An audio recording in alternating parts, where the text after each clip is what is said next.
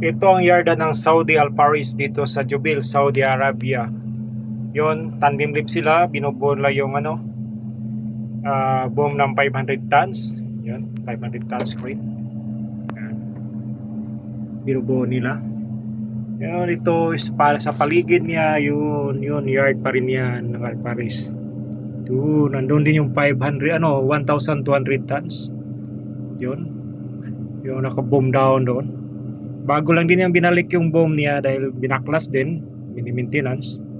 Yung iba may kalawang. Pumasok pa yung mga Utopia dyan sa loob, nagpipintura.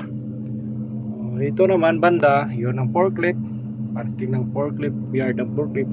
Doon naman sa likod, yun ang parking area ng mga low-bid trailer. Yun. Ito palang hawak kong crane ngayon. Ihatid ko to sa rig 633 Sanad sa Kasal. Inalis namin yung counterweight dahil yung counterweight nito backlash kabit. Inalisan namin dahil ano na yung kumpanya na penalty sila nung nakarang buwan dahil overweight. Kailangan tanggalin yung counterweight, iwas sa pusoy sa mga polis sa timbangan dito. Ito pala ngayon wala itong counterweight. Tingnan nyo, i-on ko yung PTO. Yun, walang counterweight 1, 0. Yung capacity niya 1.5 lang. Pero kung ano natin yung jack niya, enter, tataas ang capacity, magiging 6.0 tons. Yun, naka 0 counterweight. Ito palang modelo na to, GR800AX model 2023. Yung removable yung counterweight. Saka pala, ito palang crane na to, kung alisin yung counterweight, makikita nyo yung yung ilaw sa ito. Ito pala, lagi parang warning sign. Ibig sabihin, engine overrun dahil wala siyang counterweight. Pero kung may kabit na yung counterweight, mawawala na rin yan. Yun ang sign na walang counterweight. Ito. At ang counterweight pala nito, kung makakabit, nasa 10 tons. Ito ngayon 0 lang naka-indicate dahil walang counterweight. 0 counterweight ngayon. At saka, yung sa hindi pa nakakalam, kung may error kayong makikita sa computer, dapat pindutin nyo yung ipuan, lalabas yan. Halimbawa, nag-antay to block or may error sa pa-boom extend retract nyo, pindutin tong ipuan, lalabas yun kung ano ang ibig sabihin ng error na yun. Dito makita mo yung number, mababasa mo rin. Tsaka, pindutin mo yung F3, F4, magbabago ang ng computer, display ng computer. F3, F4, sabay yung okay. Halimbawa, ganito. Ganyan. Iba ng display. Makikita nyo, maintenance mode. No item. But dito nyo makikita yung nag-overload kayo. At saka yung clock, yung language, dito makikita. Pati yung unit, kilogram or pounds, dito makikita. Scroll down mo lang, yan, makikita mo yan. I just check lahat dito, nakano na. System voltage, so error history, tingnan natin kung may error history ba, okay lang para makita nyo kung may error. Wala, nothing, wala, ibig sabihin walang error history. Tuloy natin sa emergency history, okay, tingnan natin. Yun, ang daming emergency history, ang dami. 2024 October 7, alauna 31. Yun ang error history, emergency history. Lipat natin, i-X natin para mag-exit. Yun.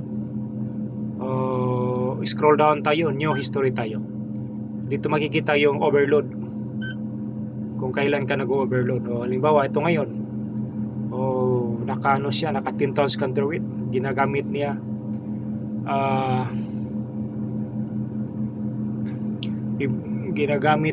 mood to 38.3 meters ang boom length niya. Capacity niya, maximum capacity ay 7 tons. Binubuhat niya 9.6 tons. Nangyari ito noong February 19, 2024 sa alas 9:59 ng gabi. Exit natin. Dito mo rin makikita sa maximum history. Diyan na lahat na history. Makikita mo yung overload mo. Tingnan natin. Yun. February 19, 2021. Hanapin mo yung iba. Isang ano lang pala to. Nag-isang beses pa lang to nag-overload. Bago kasi itong crane na to. Exit natin. Scroll down. Outrigger emergency history. Yan, makikita mo yung telematic system error display, telematic check, clock adjust. Dito yung clock adjust. Tingnan natin yung clock niya kung tama pa sa oras.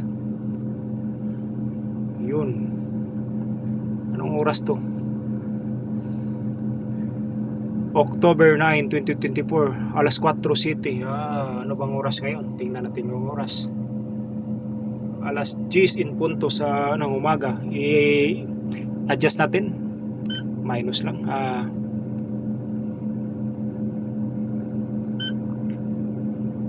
Bumalik. Nakalimutan ko. Adjust natin ng clock. Yun. Alas 10. Ayun. Minus. Alas 10. Ganyan lang. Ganyan lang. Minus. Ilagay natin sa alas 10:02. Okay na.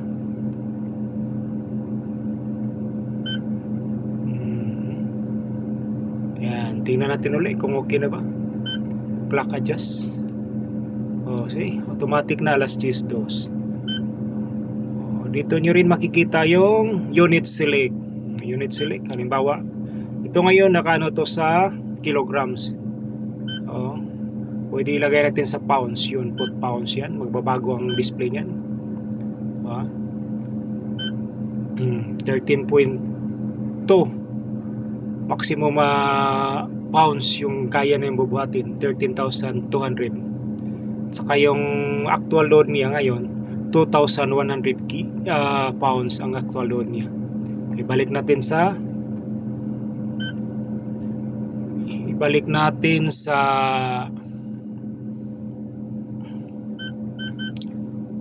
yung unit select, ibalik natin sa kilogram.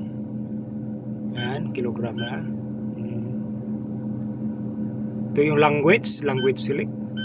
Mayroon dito tatlong lingwahe, Japanese, English, German. Gagamitin ito yung Japanese, hindi tayo marunong magbasa. Gagamitin yung German, hindi natin marunong, hindi ko na lang basahin. Kaya English na lang tayo. Sige, maraming salamat sa inyo mga kaibigan. Hanggang sa susunod nating vlog. Maraming salamat sa inyo. Ito lang ay may share ko sa inyo. Maraming salamat. Thank you. Babu.